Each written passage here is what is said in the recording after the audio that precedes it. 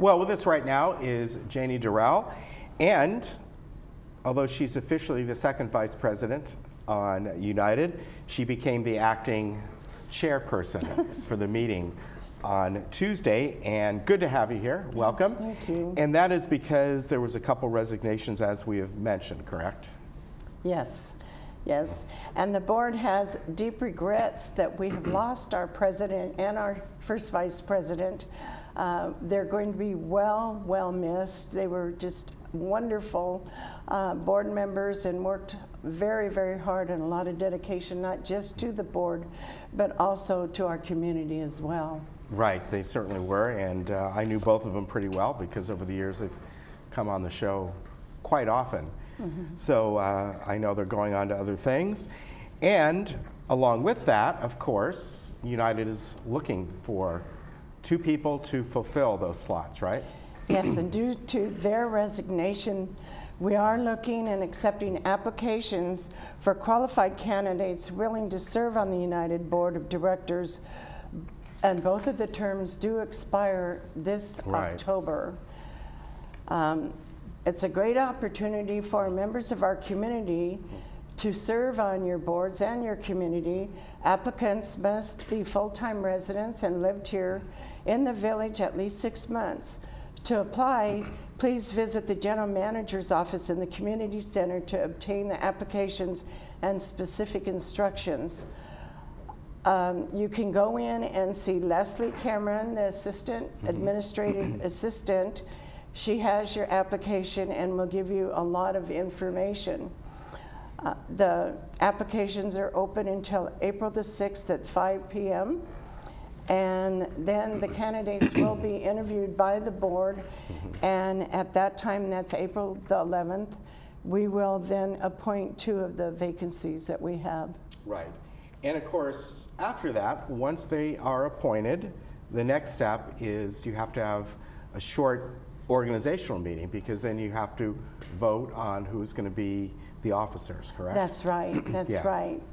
So it will be exciting to have new members on our board, and then we're going to have to put them right to work and get them on committees and enjoy the camaraderie of the board members that we have existing. And you know, again, for people who may not want a long commitment, they want to give this a try, this is a great opportunity, because it's only, what, 7 months, something like that. Yes, the other thing is, if you're thinking about joining the board, get on committees, get involved in your community, and see how we really do our acts and what goes on within the board and with the community. Yeah, exactly. Okay. Now moving on, we meaning Channel 6 are going to have one more showing of the town hall meeting that you folks did. This was, of course, about the common area land use, right? Yes, that's correct. The town hall meeting was held February the 28th on exclusive use of common area for individuals. There were 160 attendees, and there was a question asked if we would do a stand-up straw vote, and 2/3 of those attending were against the land use policy. The board is presently working on all of the comments that were given to us and the questions, and we will be discussing that at our next board meeting, and also possibly taking a vote on that particular policy. Okay, and again, I want to mention that we're going to show that one more time. It will be tomorrow, Saturday at noon, so tune in for that. That'd be great. Yes. Great, thank you. Now, a couple things. We're going to start to go over a few things that were talked about at the meeting. First one is the vehicle decal limit. The parking decal policy has been revised, and one of the reasons is the lack of parking for our community and our residents. We have 8,227 vehicles presently within the United Mutual, and there are 7,379 parking spaces provided, such as carports, parking spaces, and unassigned parking. And so this has caused some real parking problems, And the board then passed the resolution to limit the number of decals for residents in one bedrooms with one decal per one bedroom unit. I'm sorry about that. And those with the 2 bedrooms will receive the 2 decals. And there also will be provisions to the policy that we can also do a variance for people with golf carts or whatever. And this policy is starting with our current new residents. Okay. So people who have been here and they may have an extra vehicle, are they kind of grandfathered in, or how are you working Yes, they are with grandfathered in. Okay. And this just takes place starting with our new residents. Okay. Very good. Another point that you talked about was collection and lien enforcement.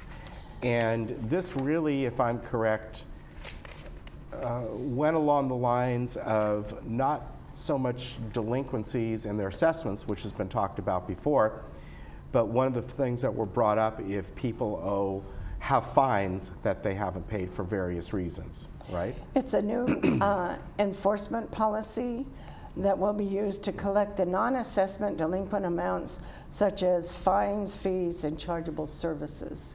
It's just tightening up so we have a better way of collecting our delinquent fees. Okay. Now, speaking of other enforcements here, this was talked about quite a lot, the drone policy. And this is, you know, if people are not aware that there are people here who, we have one for Channel 6, of course, but there are people, this has become a hobby for them, right? Yes, it has. We went ahead and voted to approve the drone policy adopted by GRF. And we had some comments where people were afraid that we'd have a drone flying up to their window and taking pictures of what was happening inside their manor. That is not the case. The case is to be used, like you said, Channel 6, and also with security. If we have problems, if we have a missing person, it's going to be easier to help come down low and try to help find that missing person. If we have some type of a security problem with theft, it's easier to trace those type of people. So overall, I think as long as it's a community, it's a commercial use, and and they are required to have a flight pattern and be registered with the FAA, I believe it is. Right, if they're over a certain weight. I think it's a half pound or something like that. Yeah. And people think, well, you know, you can just come into the community and open up a box and fly a drone. No, it's not that easy. They have to have insurance. They have to be approved. Right. And I know a lot of comments that were made at the meeting.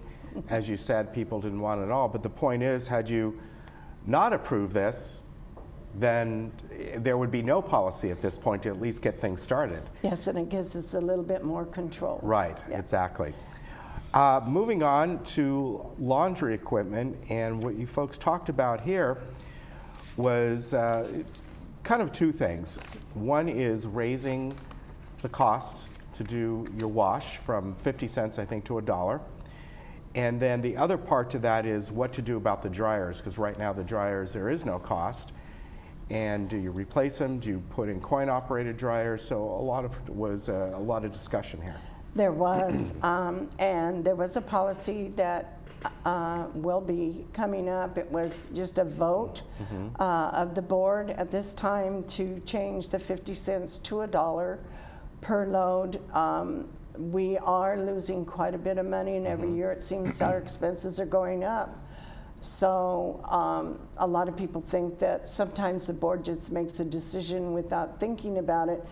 We have had one of our members, our directors, has done quite a bit of study on this, and we did approve the 50 cents to $1 per load. And there was discussion about putting the coin boxes on the dryers, but at this time we're not doing that. That doesn't mean we may not do that in the future. We are just not trying to come up with a large loss on running our washing machines and the Exactly. dryers also. Yeah. So I know it may be a problem for some people, but overall, it seems to be working, or going to be working. I haven't heard any complaints. I think some of our directors have, and we're just trying to make it right within the community. Yeah, exactly. Also, you gave an update of the solar project, right? Yes, the solar project has been online since February, and we're very pleased with the performance, and the project was finished on time and on budget, and we were really happy about that. Yeah, exactly. And then finally, you also talked about the recent storms we have and how staff handled everything. Yes, and we were really pleased with how the staff, especially the landscape staff, was right on the ball and really helped with any kind of a problem we had during the storms. And the board wishes to really thank them, and we really appreciate all their effort. Yeah, exactly. Anything else you'd like to add? Not really, you know. It was exciting to be the sitting president of the board, and at our meeting last Tuesday, quite an experience, and we are looking forward to our April 11th meeting, since at that time we will elect our vacancies, our 2 vacancies, and also come up with a new executive board. Yeah. And You did a good job. well, thank you. Thank you. It was my first time, and Who knows? Or maybe you'll be the one. well, I've been appointed to the board as of July. I'm still learning, so I think maybe in about a year or 2 I'd be ready. Okay. But I'm not at this time. All right, very good. Good to have you on. Thank Yeah, you. We thank you. appreciate it. And again, the town hall meeting will be tomorrow, the replay of the land use meeting at noon on Channel 6. So tune in for that. We'll be right back.